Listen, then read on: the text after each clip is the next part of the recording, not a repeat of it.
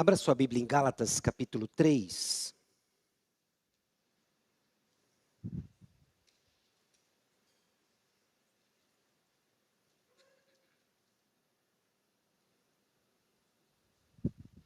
Gálatas, capítulo 3.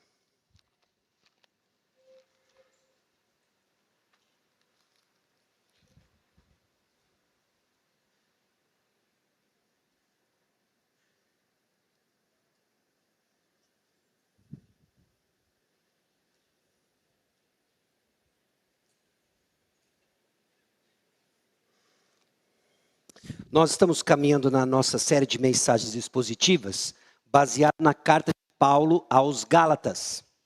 A epístola, a carta aos Gálatas. E nós chegamos em Gálatas capítulo 3, versículos 1 a 13. Esse é o texto da nossa atenção de hoje. Foi.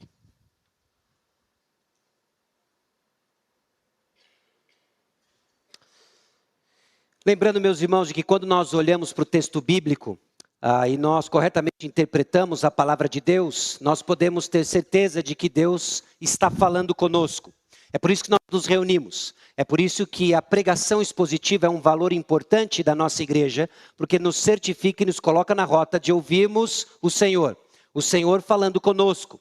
Temos aprendido então com a epístola aos Gálatas sobre a importância e a relevância do verdadeiro evangelho, que nos aponta que é Jesus e mais nada. Jesus e mais nada. Na semana passada nós falamos um pouco sobre legalismo, hipocrisia e verdadeira fé.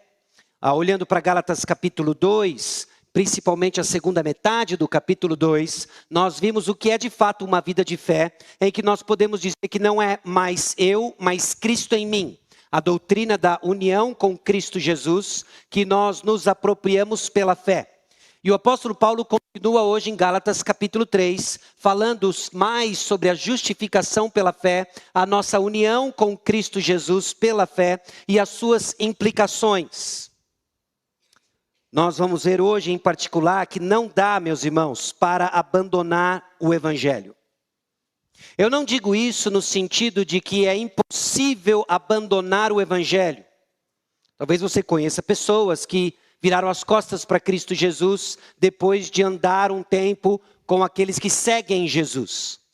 Mas eu digo isso no sentido de entendermos a urgência de que não há esperança fora do evangelho.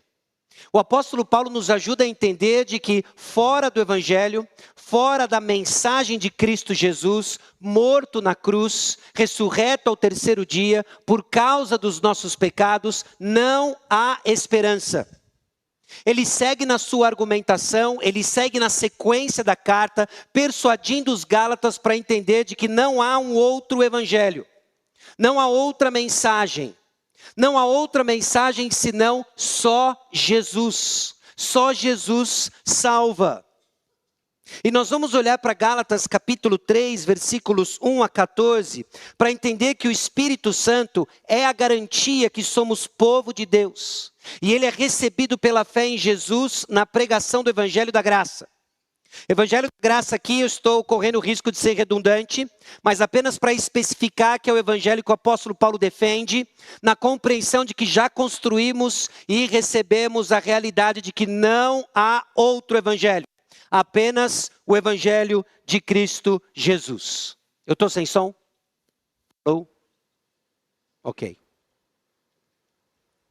Só há o evangelho de Cristo Jesus. Então o que nós vamos fazer? Nós vamos ler e dividir o texto em três grandes partes. Os versículos 1 a 5, os versículos 6 a 9 e depois os versículos 10 a 14. E eu espero dar algumas explicações para os irmãos, para nos ajudar a entender a sequência da argumentação do apóstolo Paulo, para daí sim tirarmos algumas lições e aplicações. Algumas dessas lições e aplicações, elas vão se sobrepor àquilo que nós já temos visto ao longo da exposição aos Gálatas. Mas nós vamos crer que se o apóstolo Paulo, movido pelo Espírito Santo, está repetindo algumas ênfases, é porque Deus quer que nós tenhamos essas ênfases bem guardadas em nosso coração. Então vamos ao texto, sem demoras, mas também vamos orar mais uma vez antes, e assim nós mergulhamos em Gálatas capítulo 3, versículos 1 a 5. Senhor nosso Deus e Pai, aqui chegamos diante do Senhor e da Tua palavra, pedindo a Deus que o Senhor nos abençoe com um entendimento mais claro, mais profundo, do Evangelho, da graça, do que o Senhor fez por nós. Entendemos as implicações disso tudo para um viver agradável ao Senhor, sabendo que é pela fé que começamos, que é pela fé que perseveramos e sempre sustentados pela obra do Senhor Jesus Cristo. E é no nome de Jesus que nós oramos. Amém. Gálatas capítulo 3 inicia uma nova sessão na epístola, na carta aos Gálatas. Nós vimos até então, no domingo passado, uma sessão biográfica, e agora o apóstolo Paulo expande a sua defesa, usando tanto a experiência dos próprios Gálatas, como também a escritura. Ele vai fazer uma série de citações a respeito do próprio Abraão, da própria lei de Moisés, a fim de persuadir os Gálatas a entenderem de que o evangelho da graça é fundamentado e sempre foi fundamentado na revelação de Deus. De que aquilo que nós temos no Antigo Testamento, meus irmãos, não é diferente do que nós desfrutamos no que se refere ao fato de ser por causa da graça e mediante a fé. É diferente em termos de quantidade de revelação. Que no Antigo Testamento havia uma promessa, havia guardar a promessa da provisão divina para a salvação, que veio a ser revelada em Jesus Cristo, ao qual nós, na perspectiva de quem já viu o primeiro advento de Jesus Cristo, vimos o seu cumprimento. Mas sempre por causa da graça e mediante a fé. É sempre assim. E Gálatas aqui capítulo 3, versículos 1 a 5, nós começamos a ver esse argumento da experiência, fundamentando de que os Gálatas receberam o Espírito Santo por meio da fé, não por obras. Lembre do problema que está existindo em Gálatas. Alguns judaizantes estão buscando seduzir, fascinar, ludibriar os Gálatas de que eles precisam de Jesus mais a prática da lei, em particular a circuncisão. E o apóstolo Paulo está dizendo que é Jesus e mais nada. Gálatas, vocês já creram no verdadeiro evangelho. Vocês já receberam o Espírito por meio da fé. O que vocês estão fazendo? Buscando algum tipo de performance ou aprimoramento por meio de obras práticas da lei. Gálatas capítulo 3, versículo 1 diz o seguinte: ó Gálatas insensatos, quem vos fascinou a vós outros? Ante cujos olhos foi Jesus Cristo exposto como crucificado? Quero apenas saber isto de vós. Recebestes o Espírito pelas obras da lei ou pela pregação da fé? Sois assim insensatos, que tendo começado no Espírito, estejais agora vos aperfeiçoando na carne? Terá sido em vão que tantas coisas sofrestes, se na verdade foram em vão. Aquele, pois, que vos concede o Espírito e que opera milagres entre vós, porventura o faz pelas obras da lei ou pela pregação da fé? Então Paulo apela para a experiência dos Gálatas ao receberem o Espírito Santo pela fé. Você se lembra como você começou? O apóstolo Paulo está chamando a atenção dos Gálatas. Preste atenção como você começou. Você começou pela fé. Você recebeu o Espírito Santo pela fé. Mas os Gálatas foram ludibriados, fascinados. O versículo 1 nos aponta que não se tratou apenas de uma argumentação intelectual. Porque, meus irmãos, no falso evangelho, no desvio doutrinário, na falsa mensagem, não tem apenas uma argumentação intelectual. Às vezes nós ficamos um pouco boquiabertos quando o falso ensino seduz pessoas perto de nós, ou engana pessoas perto de nós, e a gente fica assim, mas como pode acreditar nisso? Crença não é simplesmente intelectual.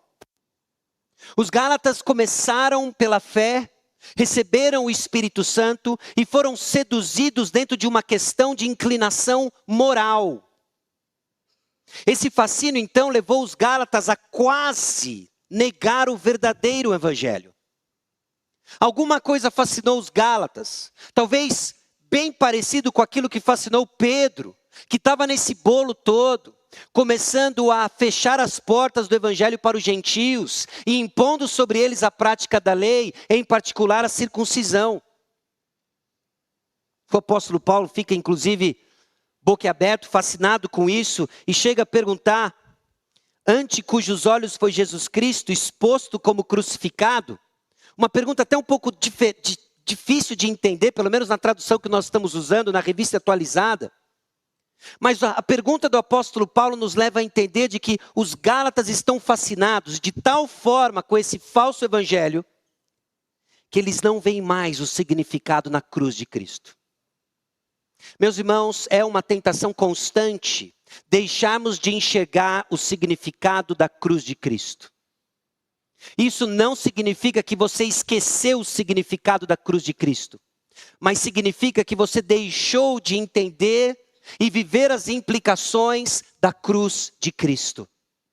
Eles não enxergam mais. Seduzidos, fascinados, ludibriados pelo falso evangelho, que colocou algo tentador na nossa mão, não é mais só em Cristo, mas existe algo que eu faço ou deixo de fazer, que me põe no banco do motorista do meu relacionamento com Deus. Isso é extremamente sedutor para o coração humano. Não é mais pela fé, mas eu faço alguma coisa, eu estou no controle. Eles foram ludibriados, deixaram de enxergar o significado da cruz. Significado esse que o apóstolo Paulo expõe, anuncia essa proclamação pública do que Cristo Jesus fez. O significado que é visto toda vez que nós abrimos a palavra de Deus e a mensagem do evangelho é proclamada. Gálatas, vocês receberam o Espírito pelas obras da lei ou pela pregação da fé? Meus irmãos, um cristão não é alguém que sabe sobre Jesus, mas é alguém que o viu na cruz. Pode ser que você esteja aqui hoje com uma série de informações acerca de Jesus. O nosso país como um todo, a nossa cultura como um todo, nos expõe às histórias de Jesus o tempo todo. Nós temos feriados que nos lembram sobre alguns eventos da vida de Jesus. Nós temos seriados, agora séries muito bem produzidas, que contam a história de Jesus. Mas isso não significa que você conhece Jesus. Não se trata apenas de ter informações acerca de Jesus. Os gálatas deixaram de enxergar as implicações da cruz de Cristo. O Espírito é recebido pela fé, não pelas obras da lei. Diante desse fascínio dos gálatas que foram seduzidos, Paulo começa agora a fazer uma série de perguntas, apelando para a consciência dos gálatas. A resposta ela é conhecida, mas ela foi esquecida. Vocês receberam o Espírito pelas obras da lei ou pela pregação da fé? O apóstolo Paulo persuade os gálatas a fim de que eles percebam mais uma vez a realidade da cruz. A questão é o recebimento do Espírito.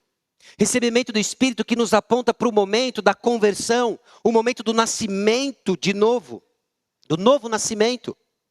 Gálatas, vocês esqueceram? Vocês receberam pelas obras da lei ou pela pregação do Evangelho? É o Espírito Santo que autentica a salvação. É o Espírito Santo que nos cela no nosso relacionamento com o Senhor.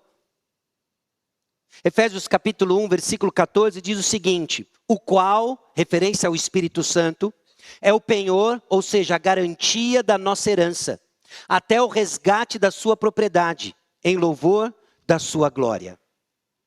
Esse Espírito que nós recebemos pela fé, esse Espírito que nós recebemos em resposta à pregação do Evangelho, obra divina, obra exclusiva do Senhor, é quem nos cela e nos garante até o dia final. Nós estamos aqui hoje reunidos, não na tentativa de buscarmos seguir o cristianismo. Nós estamos aqui hoje reunidos pela fé de que o Espírito Santo garante a nossa caminhada. Nós começamos pelo Espírito e vamos seguir pelo Espírito. E amanhã quem estará conosco? o Espírito Santo. Somos selados por Ele. Os Gálatas esqueceram isso. E nós já conseguimos pensar uma série de implicações que começam a brotar no seio da igreja. Uma vez de que eu não estou mais confiante na obra do Senhor, mas eu começo a colocar a confiança nas obras da lei. A minha performance é o termômetro da minha confiança espiritual. Isso é uma montanha russa, torturante. É o Espírito quem autentica. Recebemos pela fé confiança no Senhor. Crer, meus irmãos, não fazer é o caminho para receber o Espírito Santo. No versículo 3, o apóstolo Paulo nos ajuda a enxergar que o progresso na vida cristã é pelo Espírito. Nós começamos pelo Espírito e o progresso é pelo Espírito. Sois assim insensatos, mais uma vez ele chamando os Gálatas, que tendo começado no Espírito, estejais agora vos aperfeiçoando na carne. Começaram pela fé, ao receber o Espírito, mas agora estão com uma nova estratégia, a fim de aprimorar o próprio agir do Espírito Santo. Esse aperfeiçoamento na carne, provavelmente dentro do contexto, é a busca que os Gálatas têm de as obras da lei, em particular a circuncisão, como inclusão daquilo que dá entrada para alguém no povo de Deus. Mas, meus irmãos, é somente pela fé. E Paulo assume sim que os Gálatas são cristãos, ao contrário da premissa dos judaizantes, que impõem sobre os Gálatas, os gentios em particular, de que para fazer e pertencer ao povo de Deus é Jesus mais circuncisão. O apóstolo Paulo entende que são de fato irmãos, começaram pelo Espírito, mas foram ludibriados, fascinados pelo falso ensino. Justificação, meus irmãos, e santificação são obras do Espírito, resultado da fé. Então, no versículo 4, o apóstolo Paulo apresenta a futilidade da apostasia. Olha, se é pelas obras da lei, vocês sofreram em vão. A carta nos dá algumas pistas de que os Gálatas estão submetidos a uma espécie de sofrimento, possivelmente perseguição, por parte dos próprios judeus. Agora, se você está abrindo mão do verdadeiro evangelho, Jesus mais obras da lei, você sofreu essa perseguição em vão, porque você está abraçando uma falsa mensagem, o falso evangelho, daqueles que perseguiram você, quando você pela fé recebeu o Espírito. Não faça isso, senão vai ser vão seu sofrimento. Vai ser fútil essa apostasia de desviar-se de tudo aquilo que representa o evangelho da graça. É a presença do Espírito, meus irmãos, é pela fé. Aquele, pois, que vos concede o Espírito e que opera milagres entre vós, porventura o faz pelas obras da lei ou pela pregação da fé? Meus irmãos, o agir do Espírito Santo é uma realidade a qual nós desfrutamos constantemente diante da pregação da palavra de Deus. Ao abrirmos a Bíblia, ao ouvirmos a palavra de Deus sendo pregada, nós podemos ter certeza da presença do Espírito Santo agindo nos corações. Você pode endurecer o seu coração, você pode resistir à palavra de Deus, mas quando o Senhor resolve trabalhar nos nossos corações, Ele vai trabalhar nos nossos corações. Quando a palavra é pregada. É a pregação da fé, a pregação da palavra, é a certeza da presença do Espírito Santo. E agora o apóstolo Paulo não só usa o argumento da experiência dos Gálatas, que começaram pela fé, receberam o Espírito Santo, como ele vai agora deixar mais robusta ainda a sua argumentação, usando a própria Escritura. Provando que esses judaizantes não estão resgatando algo que se tornou caduco. Eles estão resgatando algo que eles sequer entenderam. Eles vão invocar o exemplo de Abraão, mas eles não entenderam Abraão. E o apóstolo Paulo vai mostrar que há uma continuidade. De que o evangelho sempre foi recebido por causa da graça e mediante a fé. de que Abraão modelou isso para nós, sempre foi pela fé. Abraão foi justificado porque ele creu. Os judaizantes estão errados. Ao usar a lei de Moisés, ao usar o exemplo de Abraão, eles estão errados. Então ele segue agora argumentando com a Escritura. A bênção de Abraão foi pela fé. Foi pela fé. A questão então, meus irmãos, diante dos Gálatas é a identidade de quem são os filhos de Deus. Os judaizantes insistindo, os filhos de Deus são aqueles que creem em Jesus, mais as obras da lei, mais a circuncisão. Paulo está dizendo que os crentes, os da fé, que são os filhos de Abraão, e que receberam a bênção de Abraão, assim o fazem pela fé. Somente pela fé. Versículos 6 a 9. É o caso de Abraão que creu em Deus e isso lhe foi imputado para a justiça. Isso é uma citação, uma alusão ao texto que nós lemos em Gênesis 15, versículos 1 a 6. Sabei, pois, que os da fé que são filhos de Abraão, ora, tendo a Escritura previsto que Deus justificaria pela fé os gentios, preanunciou o evangelho a Abraão. Em ti serão abençoados todos os povos. Agora ele volta para citar Gênesis 12, versículos 3 em diante. De modo que os da fé são abençoados com o crente Abraão. Meus irmãos, a justiça é uma consequência da fé. Mais uma vez, Gênesis 15, 6. Ele creu no Senhor e isso lhe foi imputado como justiça. Quem são os membros da família de Abraão? Os membros da família de Abraão são aqueles que vêm pela fé. Justiça é consequência da fé. O ponto de conexão entre Abraão e os Gálatas é que ambos exerceram fé. Não é a circuncisão, é a fé. Os Gálatas não entenderam o ponto de Abraão, que não era a circuncisão, mas era a fé nas promessas de Deus. Os Gálatas receberam o Espírito Santo porque creram, foi pela fé.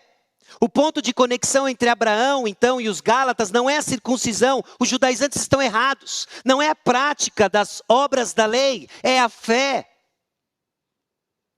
Abraão foi chamado de justo, sem ser necessariamente justo em si. Mas lhe foi dada a justiça como resposta ao crer nas promessas de Deus. Isso é importante, meus irmãos. Porque o fato de sermos declarados justos não é resultado de mérito pessoal. Não é resultado de nossa performance religiosa. Não é resultado de quão evangélico você é, de quão religioso você é. O fato de sermos declarados justos é que pela fé nós estamos unidos a Jesus, o justo. E aí somos creditados com a justiça do Senhor. Como se nunca tivéssemos pecado e sempre tivéssemos feito certo.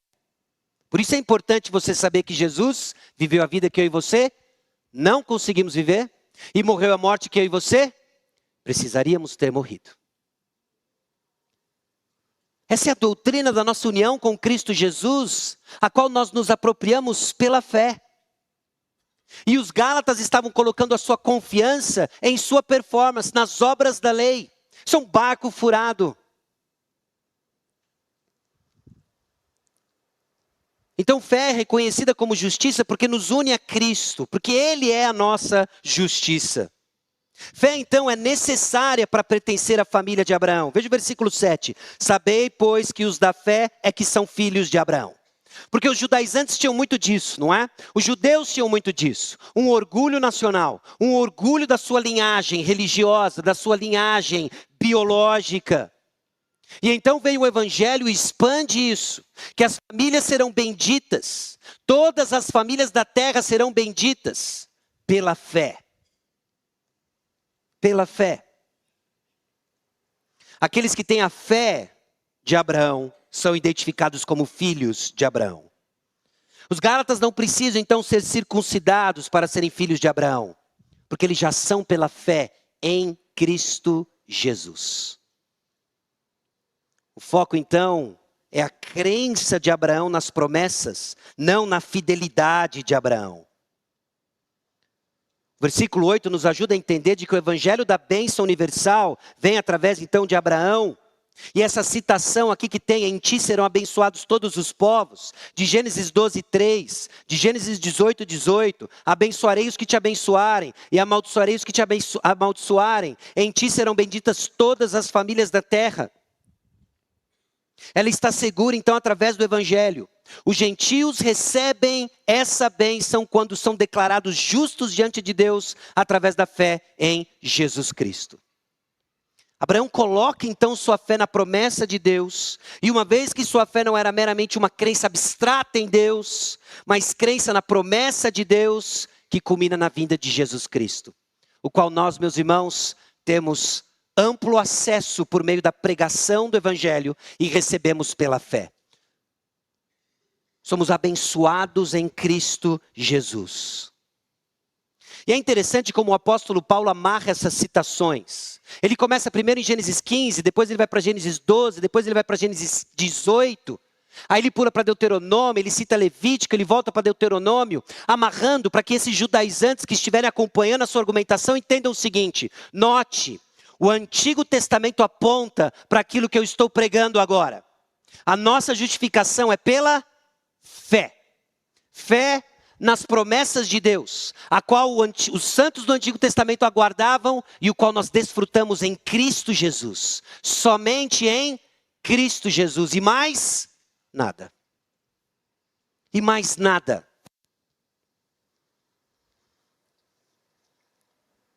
Ao citar Gênesis 15, 6, ele nos chama a entender de que essa bênção que viria para todas as famílias da terra seria através das lentes de Gênesis 15. Abraão creu e isso lhe foi imputado por justiça. Ele creu e isso lhe foi imputado por justiça. Fé, então, é necessária para a bênção de Abraão, de modo que os que da fé são abençoados com o crente Abraão. É pela fé. Eu não sei o seu estado, eu não sei o seu histórico. Algumas histórias são conhecidas, parte do nosso convívio, mas é possível que você esteja visitando nossa comunidade e nunca parou para pensar de fato na sua posição, no seu relacionamento com Deus, o Criador dos céus e da terra. Você sabe que existe Deus, às vezes você chama de força, às vezes você chama de energia, às vezes você pensa que é um camarada bacana, que às vezes fica bravo lá em cima.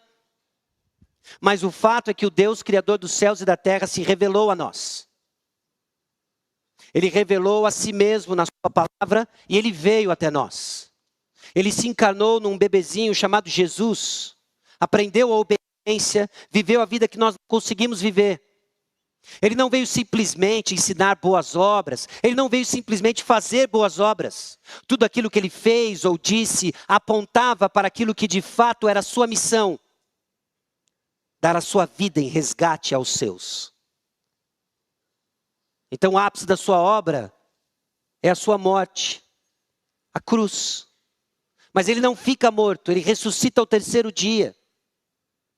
Ele ressuscita ao terceiro dia triunfando sobre a morte, derrotando o poder do pecado, para que todos aqueles que creem em Jesus, o Filho de Deus, o próprio Deus, não sejam mais criaturas de Deus, mas sejam feitos filhos de Deus. E no momento em que nós nos arrependemos dos nossos pecados e cremos em Jesus Cristo como nosso Senhor e Salvador, como nosso único e suficiente Senhor e Salvador, nós somos transformados, regenerados, nascemos de novo. Somos adotados na família de Deus, recebemos a justiça de Cristo, somos unidos a Cristo Jesus. Somos unidos na sua morte, livres do poder do pecado, somos unidos com a ressurreição. Agora temos os recursos para viver para o Senhor. E isso é pela fé. Fé em resposta à pregação da palavra. A palavra que está sendo pregada e a qual exige uma resposta. E a qual eu pergunto, qual vai ser? Qual vai ser a sua resposta diante da realidade de que o Deus Criador do universo mandou o seu Filho Jesus Cristo para pagar o preço do seu pecado, ressuscitou ao terceiro dia, e Ele vai voltar. E Ele vai voltar. A partir do versículo 10 até o versículo 14, o apóstolo Paulo desenvolve então que essa maldição da lei, ela pode ser removida somente em Cristo Jesus. Os gentios desfrutam da bênção de Abraão, e essa bênção de Abraão nada mais é do que a promessa do Espírito. Ele explica então porque a bênção de Abraão pode ser obtida apenas em Cristo Jesus. Tentar obter a bênção de Deus por meio das obras da lei, performance pessoal, vai ser falho. O resultado final será apenas uma maldição, uma vez que tudo transgride a lei de Deus. A maldição da lei então é removida apenas pela cruz de Cristo. E assim, somente a fé é o caminho para desfrutarmos da bênção de Deus em Cristo Jesus. Meus irmãos, aqueles que confiam na lei são malditos. O apóstolo Paulo pega pesado. Não é porque ele está de mau humor, não é porque ele está indisposto, ele está escrevendo uma carta. O apóstolo Paulo pega pesado porque o assunto é urgente. E aquilo que está acontecendo no meio dos Gálatas é severo, é sério. Então parte da sua argumentação é mostrar não só a experiência dos Gálatas. Olha, vocês começaram pelo Espírito na pregação da fé.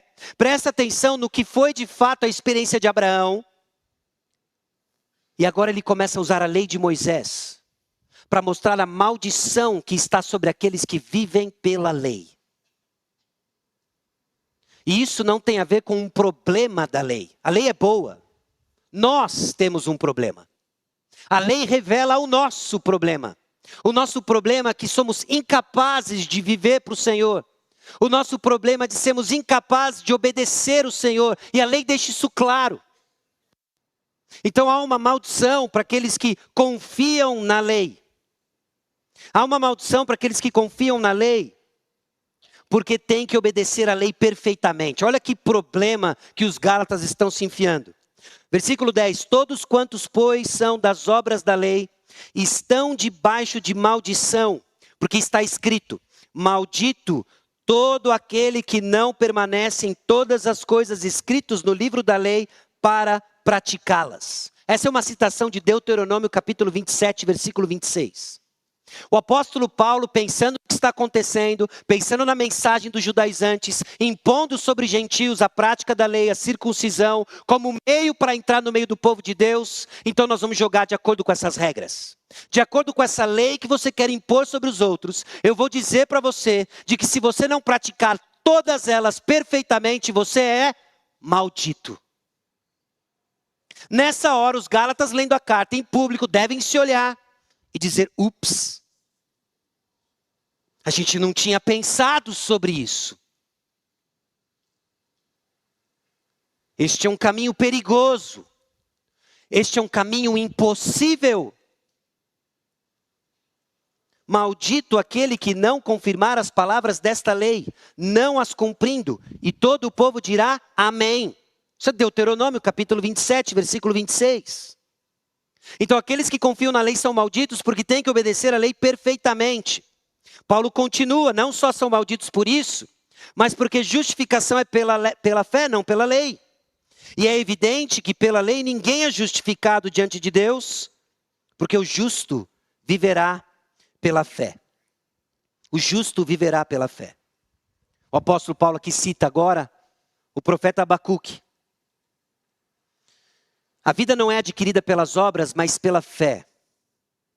E é interessante como o apóstolo Paulo faz a citação, respeitando os seus contextos originais e usando a mensagem do Antigo Testamento para dar clareza, lucidez aos Gálatas, mostrar a continuidade e a coerência da mensagem da palavra de Deus, de que o evangelho não é um acidente, de que o apóstolo Paulo não está inventando a roda. Mas ele está sendo coerente com tudo aquilo que o Senhor vinha revelando desde Gênesis capítulo 1. Abacuque fala de um dia de julgamento. E no contexto de Abacuque, ele está predizendo, profetizando que os caldeus, eles viriam para punir Judá. Judá pecador, pecaminoso, que falhou em observar a lei de Deus. E porque eles falharam em observar a lei de Deus, vai recair agora sobre Judá disciplina, julgamento, maldição. Esse julgamento, então, vai ser um teste de fé para o remanescente fiel. Será que Judá vai continuar confiando no Senhor, mesmo que a figueira não floresça, mesmo que a vide não dê o seu fruto? Trata-se de confiar no Senhor e regozijar-se na promessa de Deus da salvação futura. Porque justificação não é por obras, porque no contexto de Abacuque, já violaram a lei. Era pela fé. Era pela fé. Aqueles que confiam na lei são malditos, porque a lei e a fé são incompatíveis.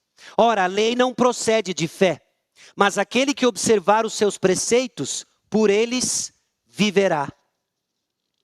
De novo, não é um problema com a lei. A lei é boa. Romanos capítulo 7 nos ajuda a entender isso. Mas a justiça não é pela lei, pois a lei requer obediência perfeita. A lei requer uma performance humana que todos nós carecemos. Não há um justo sequer. A fé então olha para o que Deus fez em Cristo para a salvação, descansando na obra de Deus ao invés de sua própria obra. A lei não procede de fé. Entendido então dentro desse contexto, Paulo está discutindo justificação. O que é necessário para estar justo diante de Deus? A lei, meus irmãos, não é fonte de vida. O Evangelho é. O Evangelho é fonte de vida. As boas novas de Jesus Cristo é fonte de vida.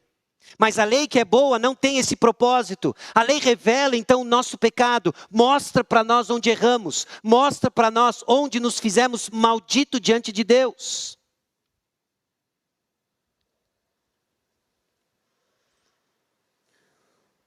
Ainda no versículo 12, nós vemos uma citação de Levítico 18:5. Portanto, os meus estatutos e os meus juízos guardareis, cumprindo-os. O homem viverá por eles. Eu sou o Senhor. Aterrorizante. Uma série de estatutos, uma série de ordens, uma série de mandamentos, aos quais nós percebemos a santidade de Deus, aos quais nos aponta para a provisão prometida por Deus, e que revela a nossa incapacidade de chegar a Deus. Malditos são aqueles que confiam na lei.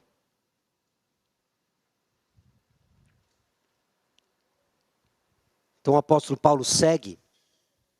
Aqueles que confiam na cruz de Cristo são abençoados.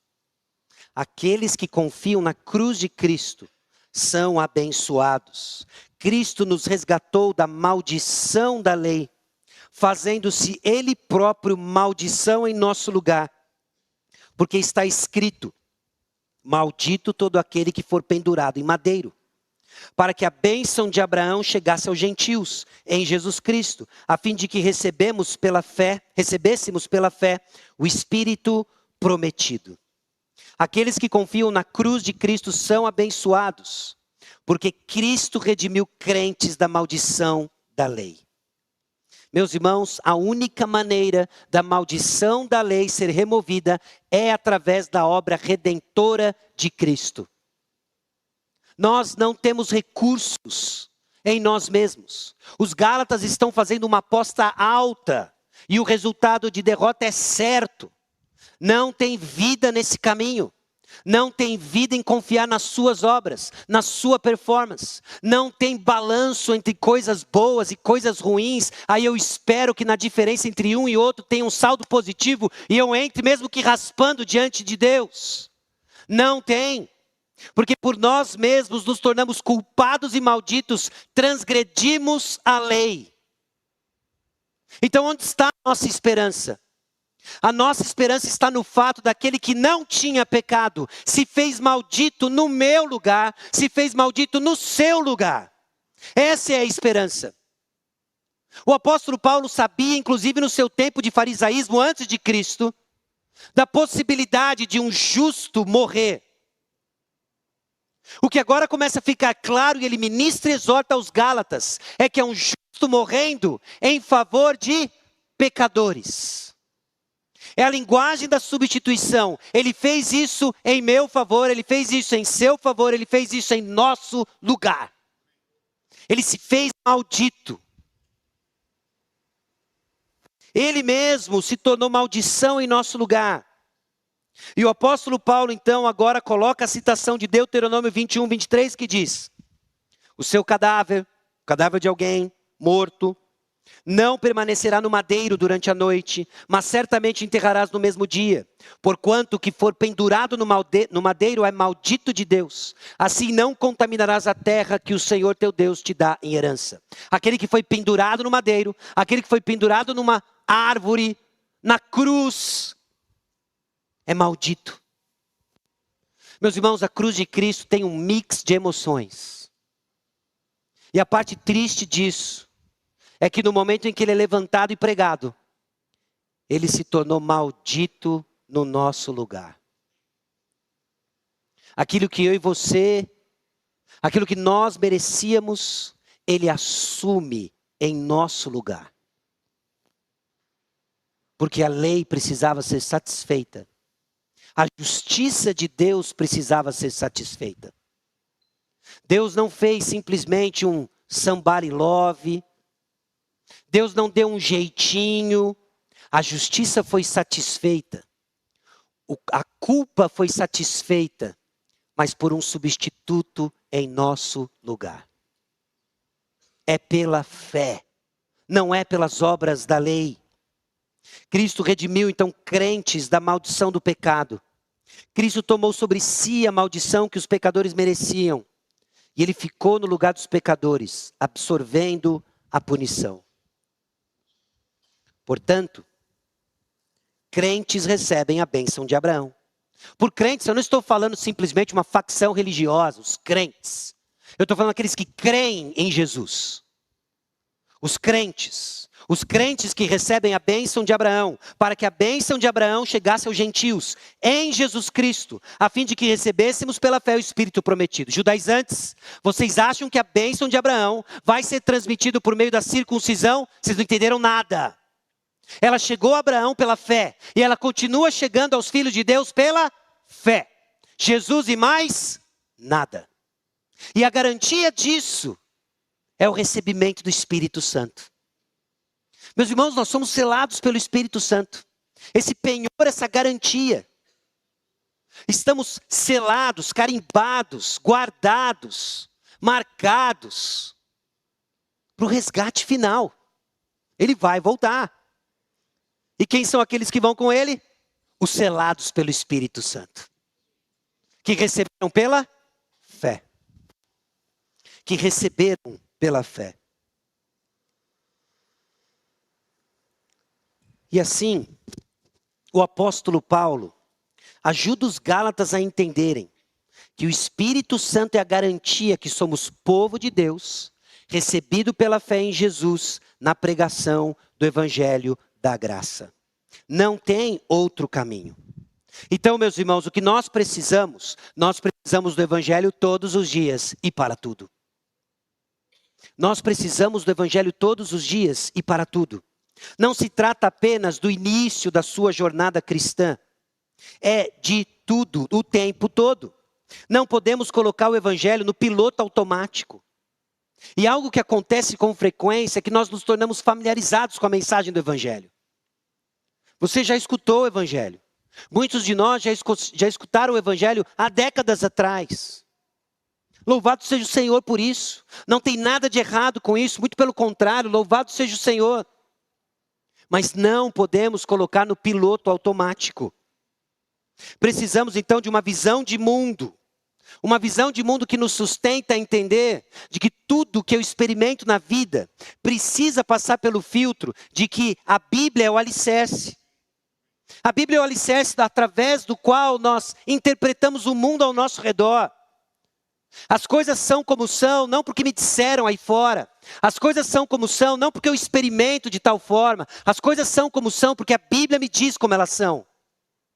Porque a palavra de Deus nos diz como elas são.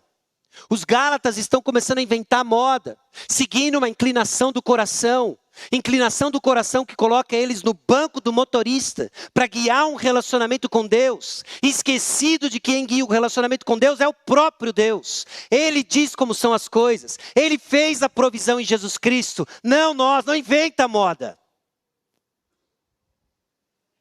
É o Senhor. Uma visão de mundo que tem o Evangelho como fonte. Fonte de vida, não é a lei, é o Evangelho. É aquilo que Jesus Cristo fez por nós. Meus irmãos, se não é o que Jesus fez por nós, diz para mim, que esperança nós temos? Quando somos constantemente lembrados de quão miseráveis nós somos. Você é informado constantemente sobre a vontade de Deus. Você é informado constantemente sobre a vontade de Deus para o seu casamento, para a sua vida em família, para a sua ética de trabalho, como você deve se portar dentro da igreja, o que você deve fazer dentro da comunidade, o tempo todo. O tempo todo somos informados de nossa insuficiência. Se não é o Evangelho, meus irmãos, que esperança nós temos? O Evangelho é a fonte de vida, que nos faz sim chorar e nos quebrantar diante do nosso pecado, mas é que nos levanta e enxuga as nossas lágrimas e nos ajuda a entender de que o preço foi pago. Jesus já foi maldito em meu lugar, para que pela fé eu receba o Espírito que me capacita agora a buscar a vontade de Deus, Espírito que agora me capacita a reconhecer que a lei é boa, Espírito que agora me capacita, imprime a lei do Senhor e me move a obedecer o Senhor. Até o próximo tropeço em que eu sou mais uma vez lembrado de minha insuficiência. E aí eu sou lembrado de que Jesus se fez maldito no meu lugar. E de que pela fé eu tenho acesso ao Espírito Santo. Espírito Santo esse que me capacita não só a desejar a vontade de Deus, mas fazer a vontade de Deus. É pela graça. Nós começamos pela fé e seguimos pela fé. Que tem a glória de Deus como foco. Essa visão de mundo que nos ajuda a entender de que é sempre por causa do Senhor. Não é só o começo, meus irmãos, mas é o dia a dia. E o que a sua vida diz sobre isso? Por vezes nós tropeçamos, seguramos coisas, nos reviramos no nosso próprio pecado, esquecido de que em Jesus há liberdade. Esquecido de que Jesus não está corrigindo apenas o nosso comportamento. Jesus está transformando o nosso coração. Jesus está nos chamando para crer que sua vontade é boa. Jesus está nos chamando a entender de que embora a lei revele o pecado do nosso coração, ela não é ruim, ela é boa.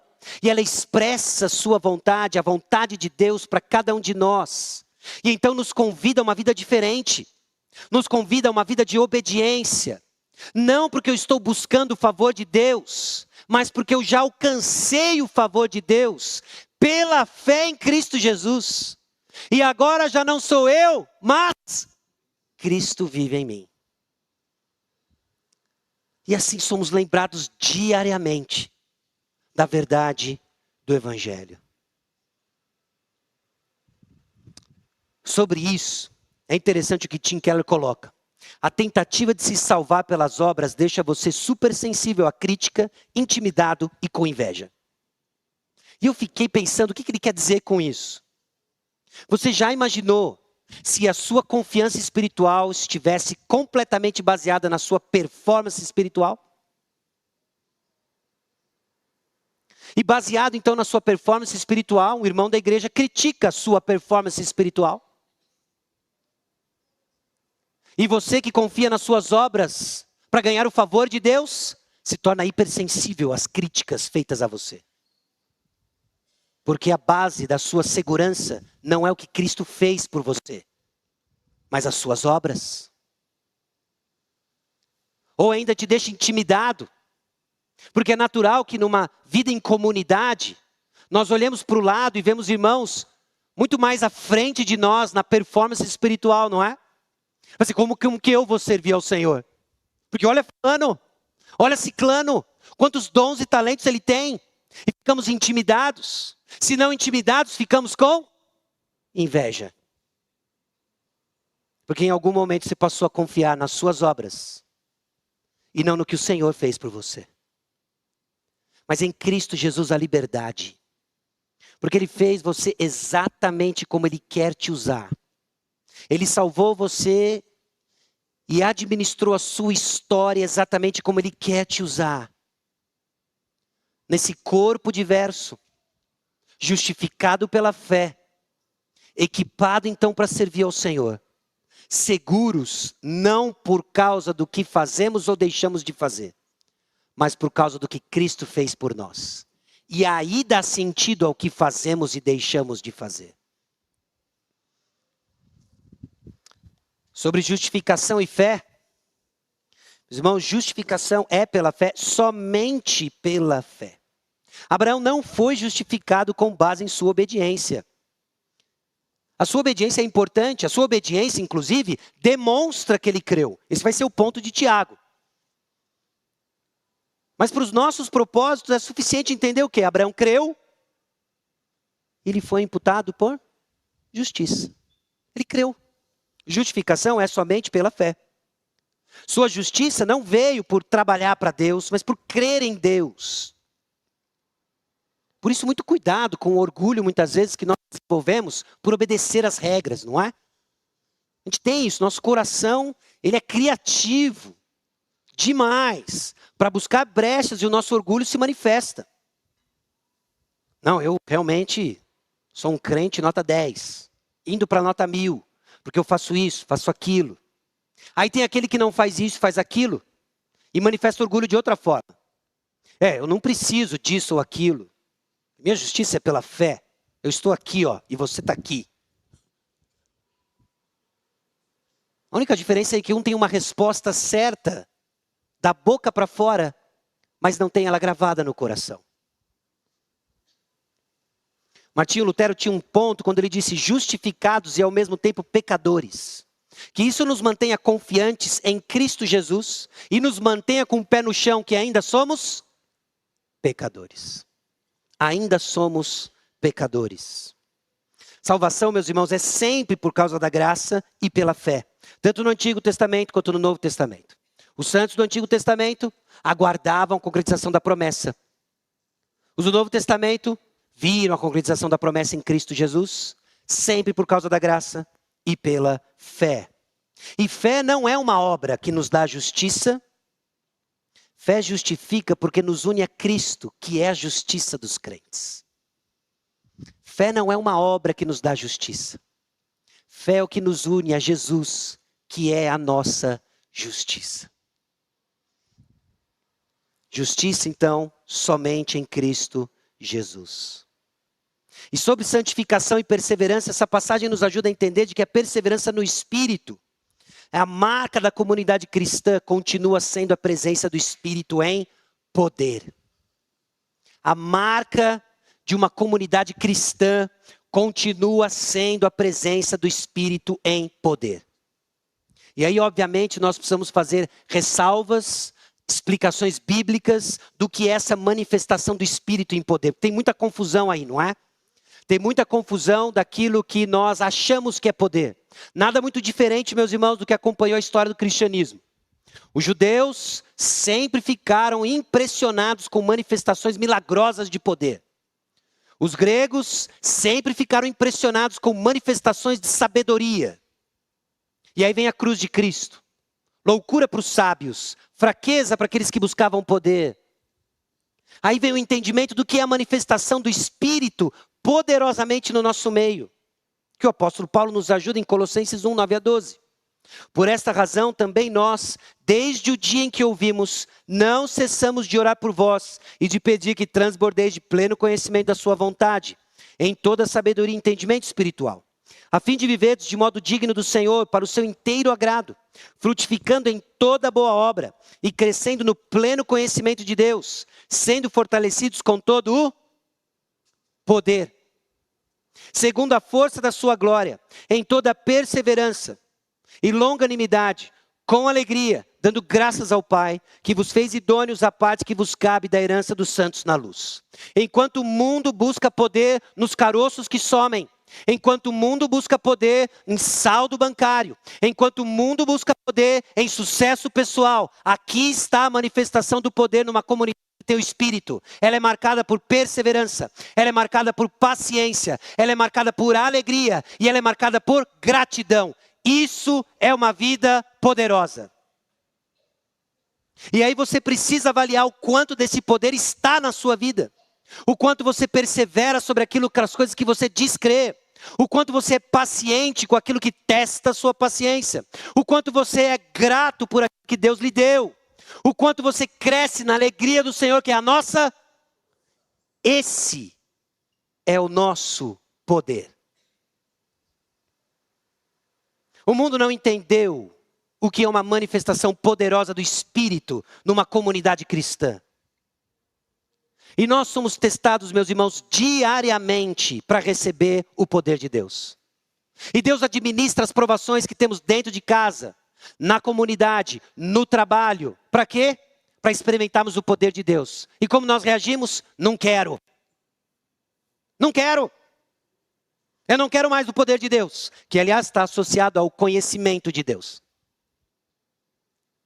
Eu quero sombra e água fresca. Mas santificação e perseverança, meus irmãos. O Espírito Santo nos auxilia então na batalha contra os falsos evangelhos. Nos guiando por meio da sua palavra, nos ajudando a identificar onde estão as manifestações dessas falsas esperanças, falso evangelho. Sobre santificação, o que significa santificação pela fé? É crer de que a vontade de Deus é melhor. O pecado vai dizer muitas coisas para você. O pecado vai dizer para você que a imoralidade sexual compensa. Que não tem nenhum problema. E a fé vai dizer para você crer no plano de Deus para a sua sexualidade, que envolve pureza. Entender que o sexo é uma dádiva, um dom de Deus para o contexto do casamento. Isso exclui então pornografia. Isso exclui então uma porção de série de distorções acerca do sexo. O que significa santificação pela fé? É crer de que Deus provê para você. De que você não precisa de subterfúgios legais. De que você não precisa driblar a lei. Procurar alguma coisa na certeza que você não vai ser pego. Que você pode crer na provisão de Deus. Santificação pela fé é olhar o plano de Deus, crer nas promessas e seguir. Confiança irá levar então à obediência.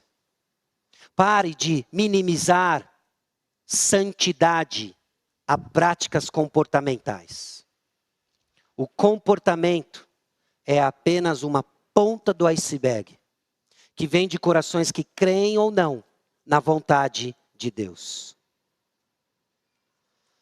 Também daqui nós tiramos que somos chamados a nos apegar à cruz de Cristo e somente à cruz de Cristo. Entender a realidade do pecado, meus irmãos, pode nos desanimar. Nós somos constantemente lembrados do nosso pecado. Isso nos desanima. Há um aspecto da pregação da palavra que sim, precisa nos desconstruir, minar nossas falsas esperanças, mas não é a vontade de Deus que caminhemos desanimados, derrotados, apenas com a mensagem da cruz, como se não houvesse um túmulo vazio. Então nós somos confrontados com a realidade do nosso pecado, mas precisamos lembrar da realidade da cruz por completo. Que nos lembra o quê? Que o preço foi pago. Você, irmão, desanimado na luta contra o pecado, lembra? O preço foi pago. O amor de Jesus foi derramado. E é como se Jesus estivesse dizendo: você está justificado, libertado e perdoado Eu amo você. Esse, meus irmãos, é o evangelho ao qual nós somos chamados a crer. Jesus e mais nada. Na certeza de que o caráter de Deus, bondoso, gracioso, eterno, continua ecoando para nós que perto está o Senhor dos que têm o coração quebrantado e salvos de espírito oprimido. Na certeza de que sacrifícios agradáveis a Deus são o espírito quebrantado, coração compungido e contrito não desprezarás, ó Deus. Porque não importa quão suja é a sua história, não importa quão longe você andou, porque Jesus se fez maldito por cada um desses dias, eventos e acontecimentos. Ele pagou o preço, disse, está consumado. E todos aqueles que com fé o recebem, são justificados, unidos a Cristo Jesus. Está perdoado. Quem garante? O Espírito Santo. O Espírito Santo é a garantia que somos povo de Deus, recebido pela fé em Jesus, na pregação do Evangelho da graça. Amém? Baixe sua cabeça, vamos orar. Senhor, nosso Deus e Pai, aqui chegamos diante do Senhor mais uma vez, confrontados com a realidade não só do nosso pecado, mas da obra de Jesus no Calvário, em nosso lugar. O pedido a Deus é que o Teu Santo Espírito abra o nosso entendimento, cumprindo a Sua vontade, de acordo com a circunstância e a realidade de cada um de nós. Talvez Deus tenha pessoas aqui que não têm os seus olhos abertos ainda. Ainda estão confiando nas suas obras. Ainda estão confiando a Deus num saldo positivo de coisas boas versus coisas ruins. Mas que precisam entender de que o saldo é negativo na prática da lei. Estamos condenados. Fomos condenados. Mas Jesus se fez maldito em nosso lugar. Então aqueles que creem em Jesus são justificados. Creem, ó Deus, no cumprimento da promessa em Jesus. E assim se tornam participantes, ó Deus, da bênção. Bênção prometida para todas as famílias da terra, que chegou até nós gentios, os que não são judeus, pela fé em Jesus. Então o meu pedido a Deus é que o Teu Santo Espírito trabalhe nos corações que porventura ainda não colocaram a fé em Jesus, a fim de que haja salvação, a fim de que haja novo nascimento, a fim de que haja uma nova vida, por causa da vida dada por Jesus. E oro a Deus por aqueles que começaram pelo Espírito, são filhos Teus, mas se desviaram, ó Deus, e começaram a crer na sua própria performance, colhendo apenas insegurança, intimidade, inveja. Trabalhe em nossos corações a certeza de que é Jesus e mais nada. E assim não mais nós, mas juntos em Cristo, para a honra e glória do Teu nome, em nome de Jesus. Amém.